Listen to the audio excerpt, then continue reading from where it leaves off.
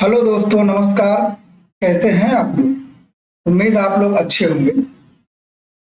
अगम्यम analysis की ये पहली वीडियो है और इसमें हम लोग आज बेसिक जानेंगे और बेसिक जान करके हम लोग आगे की जर्नी शुरू करेंगे। तो आज के बेसिक में जो है हम लोग इस वीडियो की जो शुरुआत कर रहे हैं उसको हम लोग एक प्रश्नवाचक वाक्य से शुरू कर रहे हैं। शेयर बाजार या शेयर मार्केट स्मार्ट बिजनेस है। अब इसको हम लोग बेसिक से जानेंगे।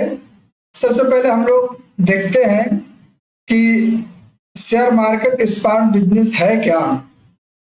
देखिए, अगर हम कोई नया बिजनेस शुरू करते हैं तो नया बिजनेस शुरू करने के लिए हमको कुछ चीज़ों की ज़रूरत पड़ती है और उन चीज़ों में सबसे पहले जो आती है पूंजी। आपके पास पैसा है तभी आप बिजनेस शुरू करते हैं, और यदि आपके पास स्थान है तब भी आप बिजनेस शुरू कर सकते हैं। समय है, बिजनेस शुरू कर सकते हैं। अगर ये तीनों का कॉम्बिनेशन नहीं है, पूंजी, स्थान, समय, अगर इनमें तीनों में से कोई एक नहीं है तो आप बिजनेस शुरू नहीं कर सकते।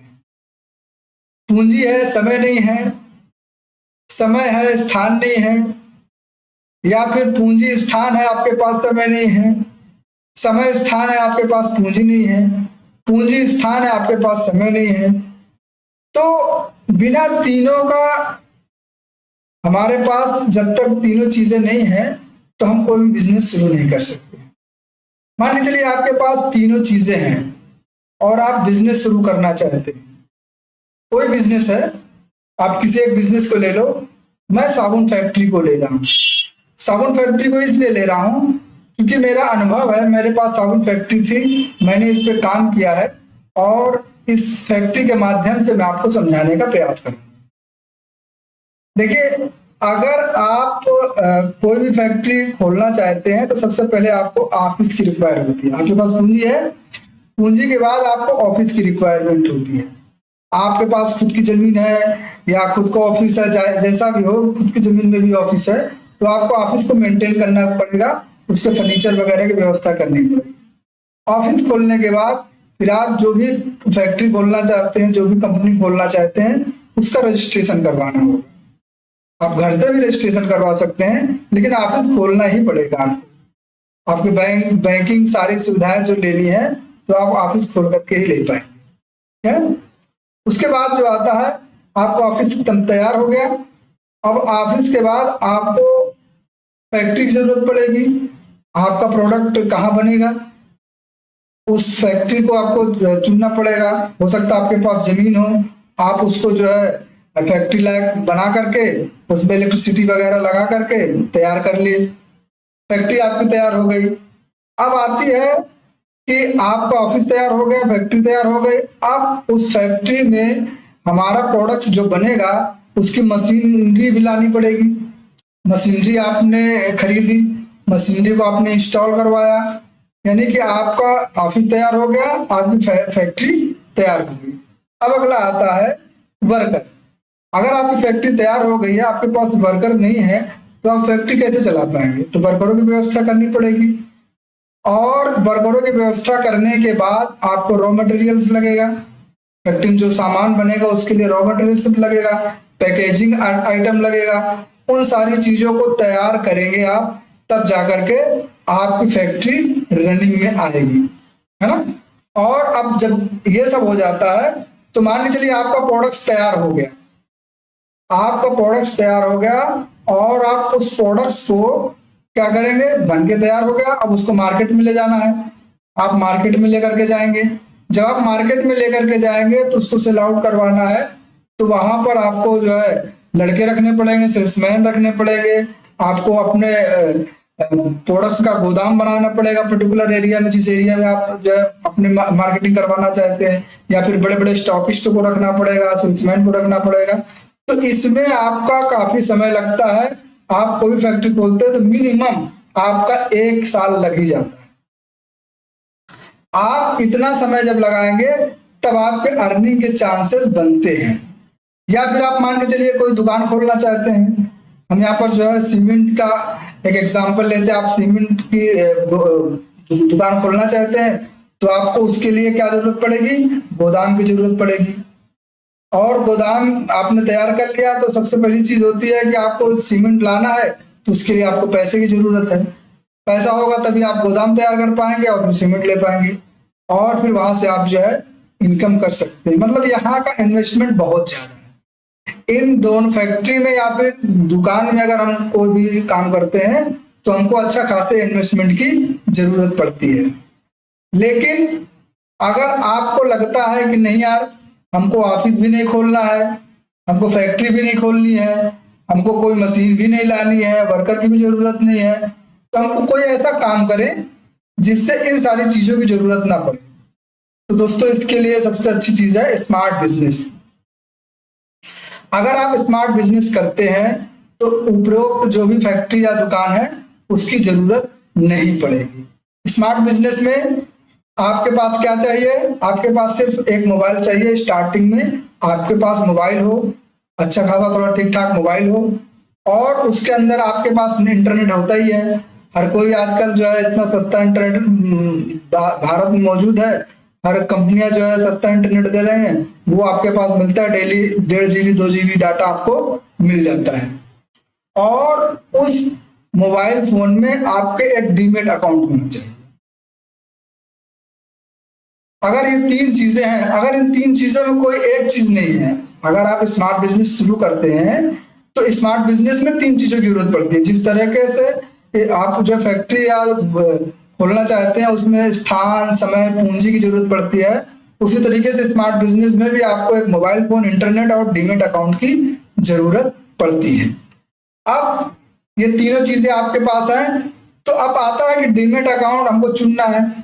बहुत सारे डीमेट अकाउंट होते हैं, कौन सा डीमेट अकाउंट ठीक रहेगा? तो कुछ जो मेन डीमेट अकाउंट होते हैं उसमें एक जीरोधा आता है।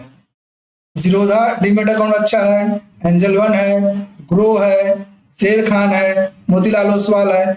ये सारे डीमेट अकाउंट थोड़ा ठीक ठाक डीमेट अकाउंट है। और भी बहुत सारे डीमेट अकाउंट होते हैं, आप जो है अपने हिसाब से, अपनी सुविधा के हिसाब से उनको आप चुन सकते हैं। अब अगली चीज आती है कि जो डीमेट अकाउंट अवेलेबल करवाते हैं वो होते हैं ब्रोकर।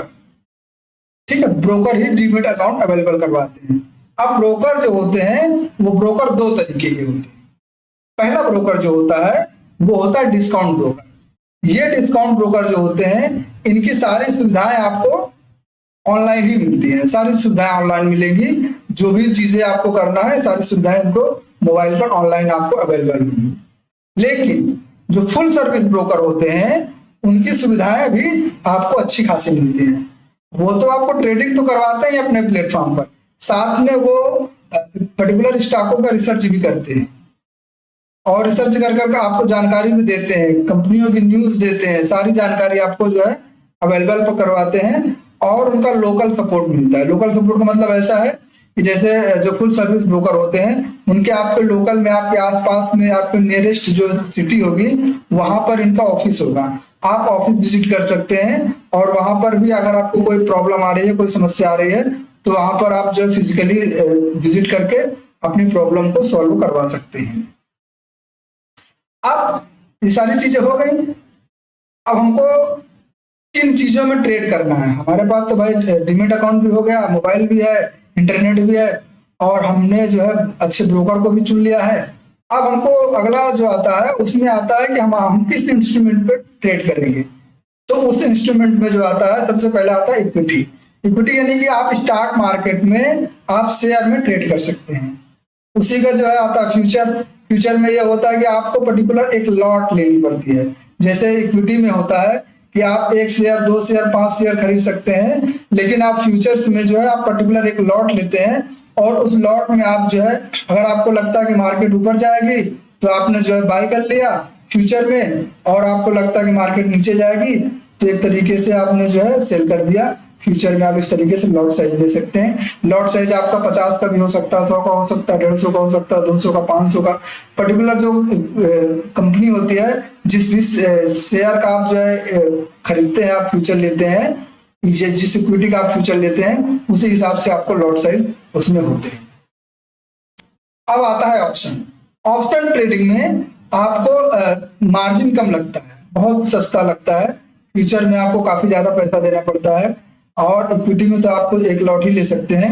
ऑप्शन में आपको बहुत सस्ते में जो है एक लॉट मिल जाता है। मान के चलिए कि अगर फ्यूचर में आपको 2 लाख का लॉट मिल रहा है, तो ऑप्शन को 5-6 हजार जो है, 7 हजार, 8 हजार का या 10 हजार का जो है लॉट मिल जाएगा। लेकिन ऑप्शन जो है बहुत रिस्की होता है। आपको सबसे पहले अगर ट्रेड करना है तो सबसे पहले इक्विटी में आप हाथ आजमाइएगा, उसके बाद फ्यूचर में, फिर आप ऑप्शन में आ सकते हैं। अगली ट्रेडिंग कमोडिटीज होती है, गोल्ड में है, सिल्वर में है, आपका जो है क्रूड ऑयल में है, नेचुरल गैस में, इन सारी चीजों में भी जो ट्रेडिंग होती है उसको कहते हैं कमोडिटी ट्रेडिंग। अब अगला जो आता है करेंसीज। करेंसीज में जैसे यूएस डॉलर हो गया या फिर यूरोप की करेंसी हो गया, ऐसी बहुत सारी करेंसियों में भी जो है ट्रेडिंग होती है, आप उसमें भी ट्रेडिंग कर सकते हैं। साथ में फॉरेक्स ट्रेडिंग होती है, फॉरेक्स में आप ट्रेडिंग कर सकते हैं, क्रिप्टो में कर सकते हैं, बिटकॉइंस में कर सकते हैं। लेकिन हमारे देश में जो है फॉरेक्स, क्रिप्टो और बिटकॉइन, ये तीनों का एक्सचेंज नहीं है, इसलिए हम लोग केवल जो इंडियन मार्केट में जो होता है उसी की हम लोग अभी यहाँ पर फिलहाल में बात करेंगे। अब इसका जो अगला आता है इंस्ट्रूमेंट में, ये इंस्ट्रूमेंट होते कितने हैं और ये इनका एक्सचेंज कौन सा है, ये कहाँ पर ट्रेड होते हैं और इनकी टाइमिंग क्या होती है, इसके बारे में हम लोग समझते हैं। देखिए, सबसे पहले आता है इक्विटीज। इक्विटीज जो होता है ये हमारे नेशनल स्टॉक एक्सचेंज यानी एनएसई और बॉम्बे स्टॉक एक्सचेंज यानी बीएसई में ट्रेड होता है।